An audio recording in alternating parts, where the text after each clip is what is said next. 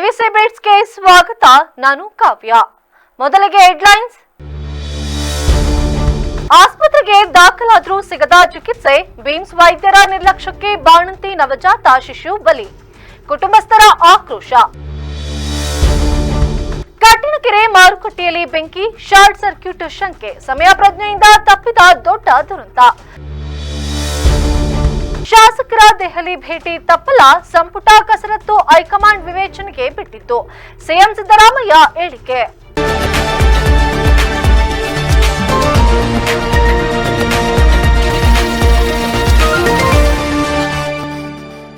BIMS ವೈದ್ಯರ ನಿರ್ಲಕ್ಷ್ಯಕ್ಕೆ ಬಾಣಂತಿ ಹಾಗೂ ಮಗು ಸಾವನ್ನಪ್ಪಿರುವ ಆರೋಪ ಕೇಳಿಬಂದಿದೆ.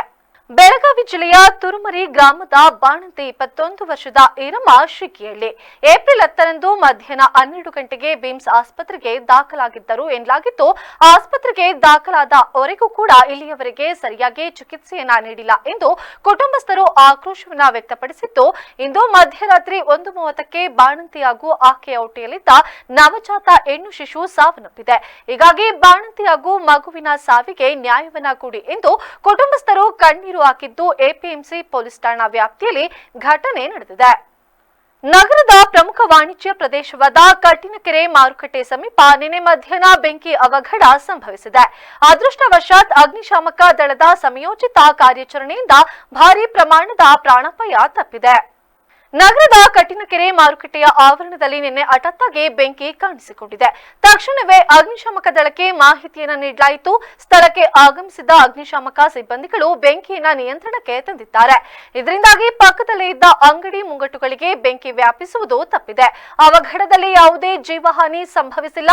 ಪ್ರಾಥಮಿಕ ವರದಿಗಳ ಪ್ರಕಾರ ಶಾರ್ಟ್ ಸರ್ಕ್ಯೂಟ್ ಬೆಂಕಿಗೆ ಕಾರಣವಾಗಿರಬಹುದು ಎಂದು ಶಂಕಿಸಲಾಗಿದೆ. ಸಚಿವ ಸ್ಥಾನದ ಆಕಾಂಕ್ಷಿ ಶಾಸಕರು ನವದೆಹಲಿಗೆ ಭೇಟಿನ ನೀಡುವುದರಲ್ಲಿ ಯಾವುದೇ ತಪ್ಪಿಲ್ಲ. ಸಂಪುಟ ಪುನರ್ರಚನೆ ನಿರ್ಧಾರವನ್ನು ಹೈಕಮಾಂಡ್ ಕೈಗೊಳ್ಳಬೇಕಿದೆ ಎಂದು ಮುಖ್ಯಮಂತ್ರಿ ಸಿದ್ದರಾಮಯ್ಯ ತಿಳಿಸಿದ್ದಾರೆ. ಏನರ್ಪುರ ಪ್ರವಾಸಿ ಮಂದಿರದಲ್ಲಿ ಮಾಧ್ಯಮದೊಂದಿಗೆ ಮಾತನಾಡಿದ ಅವರು, ನರಸಿಂಹರಾಜಪುರದಲ್ಲಿ ಸೇತುವೆ ನಿರ್ಮಾಣ ಬಹುದಿನದ ಬೇಡಿಕೆಯಾಗಿತ್ತು. ಈಗ ನನ್ನ ಅವಧಿಯಲ್ಲಿಯೇ ಶಂಕುಸ್ಥಾಪನೆ ಮತ್ತು ಉದ್ಘಾಟನೆಯಾಗುತ್ತಿರುವುದು ಸಂತಸವನ್ನ ತಂದಿದೆ. ಬಿಜೆಪಿಯವರ ಅವಧಿಯಲ್ಲಿ ಸೇತುವೆ ನಿರ್ಮಾಣಕ್ಕೆ ಯಾವುದೇ ಕ್ರಮ ಕೈಗೊಂಡಿಲ್ಲ ಎಂದರು. ಸಚಿವ ಆಕಾಂಕ್ಷಿ ಶಾಸಕರು ನವದೆಹಲಿಗೆ ಭೇಟಿ ನೀಡುತ್ತಿರುವ ಬಗ್ಗೆ ಪ್ರತಿಕ್ರಿಯೆಯನ್ನ ನೀಡಿ, ಸಚಿವ ಆಕಾಂಕ್ಷಿ ಶಾಸಕರು ನವದೆಹಲಿಗೆ ಭೇಟಿ ನೀಡುವುದರಲ್ಲಿ ಯಾವುದೇ ತಪ್ಪಿಲ್ಲ. ಸಂಪುಟ ಪುನರ್ರಚನೆ ಕಾರ್ಯ ಬಾಕಿ ಇದೆ. 5 ರಾಜ್ಯಗಳ ಚುನಾವಣೆ, ಬಜೆಟ್ ಅಧಿವೇಶನ, ಸಂಪುಟ ಪುನರ್ರಚನೆ ವಿಳಂಬಕ್ಕೆ ಕಾರಣವಿರಬಹುದು ಎಂದರು. ಮಲೆನಾಡಿನಲ್ಲಿ ರೆಸಾರ್ಟ್ಗಳಿಗಾಗಿ ಬೇಕಾಬಿಟ್ಟಿಯಾಗಿ ಅನುಮತಿ ನೀಡುತ್ತಿರುವ ಸರ್ಕಾರ ಅರಣ್ಯವಾಸಿಗಳಿಗೆ ಹಕ್ಕುಪತ್ರವನ್ನ ನೀಡುತ್ತಿಲ್ಲ ಎಂಬುದಕ್ಕೆ ಪ್ರತಿಕ್ರಿಯಿಸಿದ ಅವರು, ಅರಣ್ಯ ಇಲಾಖೆಯಿಂದ ಹಕ್ಕುಪತ್ರ ನೀಡುವುದು ಸೇರಿದಂತೆ ಹಲವು ವಿಷಯದ ಬಗ್ಗೆ ಸದ್ಯದಲ್ಲಿಯೇ ಸಭೆಯನ್ನ ನಡೆಸಲಾಗುವುದು ಎಂದರಲ್ಲದೆ, ಕೇರಳ ರಾಜ್ಯದ ಬಾಲಕಿ ಚಿಕ್ಕಮಗಳೂರಿಗೆ ಬಂದು ಮೃತಪಟ್ಟಿರುವ ವಿಷಯ ತನಿಖೆಯಾಗಲಿದೆ. ಆದರೆ ಕರ್ನಾಟಕ ರಾಜ್ಯ ಪ್ರವಾಸಿಗರಿಗೆ ಸುರಕ್ಷಿತವಲ್ಲ ಎಂಬುದು ಸತ್ಯಕ್ಕೆ ದೂರವಾದ ಮಾತು ಎಂದರು. ಶ್ರೀನಿವಾಸ್, ನಮ್ಮ ಸರೋವರ ಶ್ರೀನಿವಾಸ್ ಅದನ್ನ ಮಂಜೂರು ಮಾಡಿಸಿದ್ದು ಸರ್ಕಾರ ಕೇಳಿ ನಾನೇ ಆಗ ಮುಖ್ಯಮಂತ್ರಿ ಆಗಿರುವಾಗ ಮಾಡಿದೆ. ಮತ್ತು ಈಗ ಮುಖ್ಯಮಂತ್ರಿ ಆಗಿರುವಾಗ ನಾನು ಉದ್ಘಾಟನೆ ಮಾಡ್ತಾ ಇದ್ದೆ. ಬಿಜೆಪಿಯವ್ರ ಕಾಲದಲ್ಲಿ ಅದು ವಿಳಂಬ ಆಗೋಯ್ತು, ಏನಾಗಲಿಲ್ಲ. ಹಾಂ,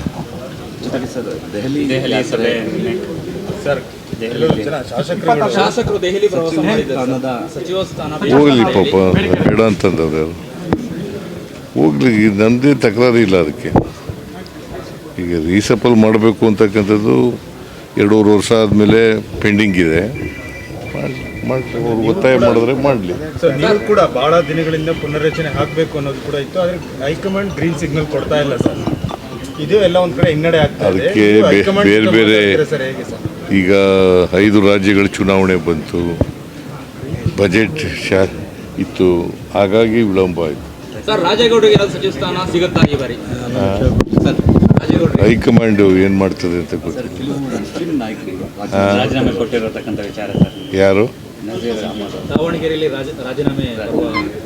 ನಿಮ್ಮ ರಾಜಕೀಯ ಕಾರ್ಯದರ್ಶಿ ಸಕಲೇಶಪುರ ಪಟ್ಟಣವು ಮಂಗಳವಾರವಂದು ವಿಶೇಷ ಕ್ಷಣಕ್ಕೆ ಸಾಕ್ಷಿಯಾಯಿತು. ಸುಮಾರು 120 ವರ್ಷಗಳ ಇತಿಹಾಸವನ್ನ ಹೊಂದಿದ್ದ ಜಾಮಿಯಾ ಮಸೀದಿ ಪುನರ್ ನಿರ್ಮಾಣಗೊಂಡು ಅಸರ್ ನಮಾಜ್ ನೆರವೇರಿಸುವ ಮೂಲಕ ಭಾವೈಕ್ಯತೆ ಮತ್ತು ಸಹಬಾಳ್ವೆಯ ಸುವಾಸನೆಯಿಂದ ಕಂಗೊಳಿಸಿತು.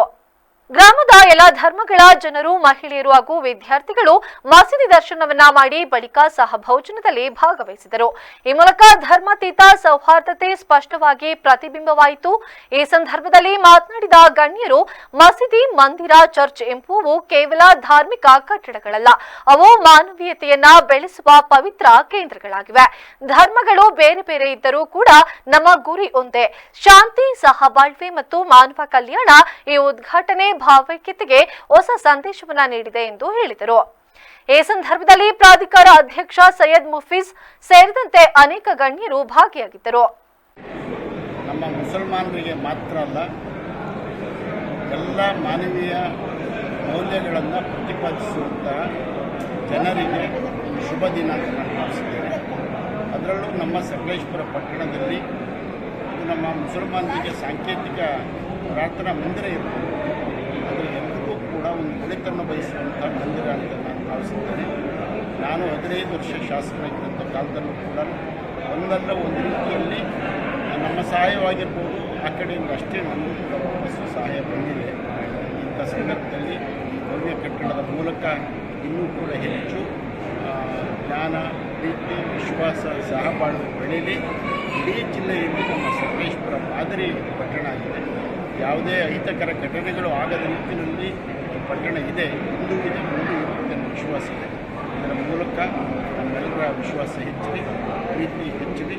ನಾವೆಲ್ಲ ಒಂದು ಸಂದರ್ಭದಲ್ಲಿ ನಮ್ಮ ಮಸೀದಿ ಅಧ್ಯಕ್ಷರು ಎಲ್ಲ ಬಂಧುಗಳು ನನ್ನನ್ನು ಆಹ್ವಾನ ಮಾಡಬೇಕಾಗಿ ಕೃತಜ್ಞತೆಯನ್ನು ಸಲ್ಲಿಸಿದ್ದೇನೆ.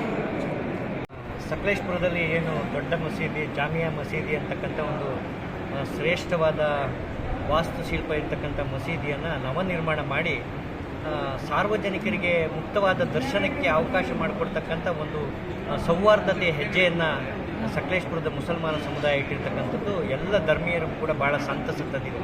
ನಾವು ಈ ಮಸೀದಿಯನ್ನು ಭೇಟಿ ಕೊಡಲಿಕ್ಕೆ ಬಂದಾಗ ಅಲ್ಲಿ ನಮಗೆ ಪಾನಕವನ್ನು ಕೊಟ್ಟು ವಿಶೇಷವಾಗಿ ನಮ್ಮ ಪಾದಗಳಿಗೆ ಏನು ನೀರನ್ನು ಸಿಂಪಡಣೆ ಮಾಡಿ ಒಳಗೆ ಕರ್ಕೊಂಡು ಬಂದು ಈ ಮಸೀದಿ ಸಭಾಂಗಣದಲ್ಲಿ ಏನೇನು ಕಾರ್ಯಕ್ರಮ ಧರ್ಮಾನುಸಾರ ನಡೆಯುತ್ತೆ ಅಂತಕ್ಕಂಥದ್ದು ನಮಗೆ ತಿಳಿಸ್ಕೊಟ್ಟಿದ್ದು ಭಾಳ ವಿಶೇಷವಾಗಿತ್ತು. ಜನರಲ್ಲಿ ಒಂದು ತಪ್ಪು ಕಲ್ಪನೆ ಏನು ಅಂದರೆ ಮಸೀದಿ ಒಳಗೆ ನಮಗೆ ಪ್ರವೇಶ ಇದೆಯೋ ಇಲ್ವೋ, ಮಸೀದಿನಲ್ಲಿ ಏನು ನಡೀತದೆ, ಮಸೀದಿನಲ್ಲಿ ಏನೋ ಬೇರೆ ಬೇರೆ ಥರಗಳ ವ್ಯವಸ್ಥೆಗಳು ನಿರ್ಮಾಣ ಆಗುತ್ತಂತೆ ಅಂತಕ್ಕಂಥ ಒಂದು ತಪ್ಪು ಕಲ್ಪನೆ ಜನರಲ್ಲಿ ಇತ್ತು. ಇವತ್ತು ಅದರಿಂದ ಒಂದು ಎಲ್ಲ ಬಿಡುಗಡೆ ಆಗ್ತಕ್ಕಂಥ ಸನ್ನಿವೇಶ ನಿರ್ಮಾಣ ಆಗಿರ್ತಕ್ಕಂಥದ್ದು. ಇವತ್ತು ಎಲ್ಲ ಧರ್ಮೀಯರನ್ನು ಕರೆದು ಎಲ್ರಿಗೂ ಮಸೀದಿನಲ್ಲಿ ಏನು ಧಾರ್ಮಿಕ ಆಚರಣೆಗಳು ನಡೆಯುತ್ತೆ, ಯಾವ ರೀತಿ ಪ್ರಾರ್ಥನೆ ನಡೆಯುತ್ತೆ, ಆಜಾನ್ ಬಗ್ಗೆ ಇವತ್ತು ಸಮಾಜದಲ್ಲಿ ತಪ್ಪು ತಿಳುವಳಿಕೆ ಇತ್ತು. ಆಜಾನನ್ನ ಅರ್ಥ ಗೊತ್ತಿಲ್ಲದಲ್ಲೇ ಕೆಲವರು ಮಾತಾಡ್ತಾ ಇದ್ರು. ಇವತ್ತು ಧರ್ಮಗುರುಗಳು ಯಾವ ರೀತಿ ಶಾಂತಿಯನ್ನು ರಾಜ್ಯ ರಾಜಕಾರಣದಲ್ಲಿ ತೀವ್ರ ಕುತೂಹಲವನ್ನ ಕೆರಳಿಸಿರುವ ಸಚಿವ ಸಂಪುಟ ಪುನರಚನೆ ಮತ್ತು ಶಾಸಕರ ದೆಹಲಿ ಭೇಟಿ ಕುರಿತಂತೆ ಗೃಹ ಸಚಿವ ಡಾಕ್ಟರ್ ಜಿ ಪರಮೇಶ್ವರ್ ಅವರು ಮಹತ್ವದ ಪ್ರತಿಕ್ರಿಯೆಯನ್ನ ನೀಡಿದ್ದಾರೆ. ಸಚಿವ ಸ್ಥಾನಕ್ಕೆ ಶಾಸಕರು ದೆಹಲಿಗೆ ತೆರಳುತ್ತಿರುವ ಬಗ್ಗೆ ಮಾತನಾಡಿದ ಅವರು 2-3 ಬಾರಿ ಶಾಸಕರಾದವರು ಸಮರ್ಥರಿದ್ದಾರೆ. ಅವರಿಗೆ ಯಾವುದೇ ಜವಾಬ್ದಾರಿಯನ್ನ ಕೊಟ್ಟರೂ ನಿಭಾಯಿಸುವ ಶಕ್ತಿ ಇದೆ. ಅವರು ಸಚಿವ ಸ್ಥಾನ ಕೇಳುವುದರಲ್ಲಿ ತಪ್ಪಿಲ್ಲ. ಅವರು ತಮ್ಮ ಅರ್ಹತೆಯ ಆಧಾರದ ಮೇಲೆ ಮುಕ್ತವಾಗಿ ಕೇಳುತ್ತಿದ್ದಾರೆ. ಕೆಪಿಸಿಸಿ ಅಧ್ಯಕ್ಷರು, ಸಿಎಲ್ಪಿ ನಾಯಕರು ಮತ್ತು ರಾಜ್ಯ ಉಸ್ತುವಾರಿಗಳು ಚರ್ಚಿಸಿ ಹೈಕಮಾಂಡ್ ಮುಂದೆ ಪ್ರಸ್ತಾವನೆಯನ್ನ ನೀಡುತ್ತಾರೆ. ಅಂತಿಮವಾಗಿ ಎಐಸಿಸಿ ಅಧ್ಯಕ್ಷರು ಅನುಮೋದನೆಯನ್ನ ನೀಡುತ್ತಾರೆ. ಹಿರಿಯರನ್ನ ಉಳಿಸಿಕೊಂಡು ಹೊಸಬರಿಗೆ ಅವಕಾಶವನ್ನ ನೀಡುವುದು ಮತ್ತು ನಂತರ ಹಿರಿಯರನ್ನ ಕೈಬಿಡುವುದು ಪಕ್ಷದ ಸಹಜ ಪದ್ಧತಿ. ಹೈಕಮಾಂಡ್ ಮೌನವಾಗಿದೆ ಎಂದು ಕೆಲವರಿಗೆ ಅನಿಸಬಹುದು, ಆದರೆ ಯಾವ ಸಮಯದಲ್ಲಿ ಯಾವ ನಿರ್ಧಾರವನ್ನ ಕೈಗೊಳ್ಳಬೇಕು ಎಂಬುದು ಅವರಿಗೆ ತಿಳಿದಿದೆ ಎಂದರು.